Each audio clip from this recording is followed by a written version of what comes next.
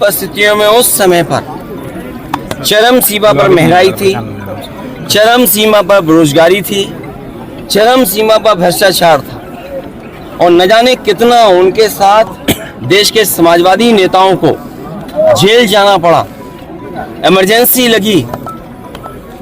और जिस समय वो पीजीआई अस्पताल में थे, उस समय जो उन्होंने जेल डायरी लिखी, उसमें लिखा कि मैं कैसे सोच सकता हूँ एक लोकतांत्रिक देश में इमरजेंसी लग जाएगी।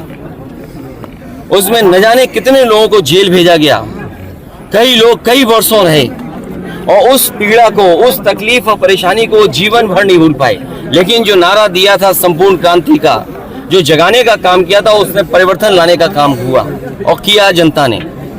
जनता की शक्ति के सामने सरकार की शक्ति का कुछ असर नहीं है।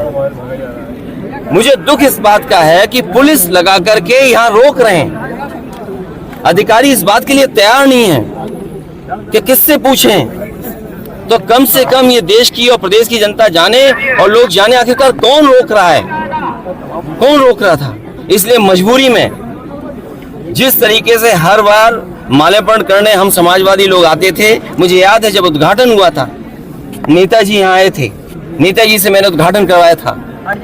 एकमात्र देश में समाजवादी नेता के लिए एक ऐसा म्यूजियम बना जिसमें उसके जीवन के बारे में लोग प्रेरणा ले सकते हैं। जो आंदोलन उन्होंने चलाए थाली बजा करके, वो उससे प्रेरणा ले सकते हैं कि सरकार के खिलाफ और लोकतंत्र में कैसे आवाज उठाई जा सकती है।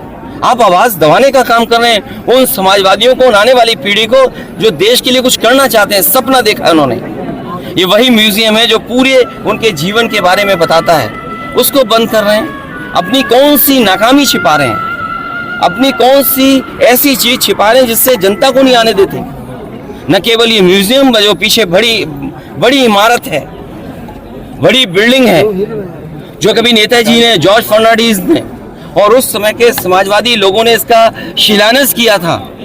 एक सरकार आई जिसने काम नहीं होने दिया, उसके बाद समाजवादी सरकार ने, पिछली सरकार ने इसको शुरू किया और न केवल भारत में, बल्कि अगर ये बिल्डिंग बनकर के तैयार हो जाती तो दुनिया में एक पहचान बनती बिल्डिंग की कि हाँ, जेपी के नाम पर, जिसने इतने बड़े देश के लोकतंत्र को बचाने का काम किया, लोगों को जागरूक किया और एक आवाज दी उन्होंने। और मुझे लगता है कि देश की जनता को एक बार फिर इस सरकार की ताकत के खिलाफ लड़ना होगा और बिना जनता की शक्ति के लोकतंत्र, समाजवाद और सेकुलरिज्म बचने वाला नहीं।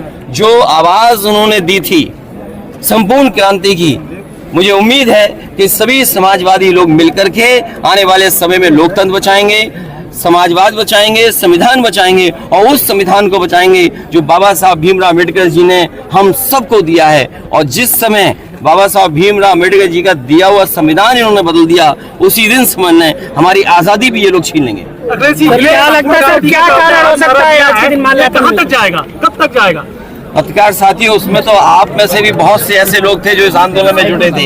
ये 24 तक जाएगा और 27 तक परिवर्तन करेगा। और एक लंबी लड़ाई में शुरुआत कहीं तो होगी।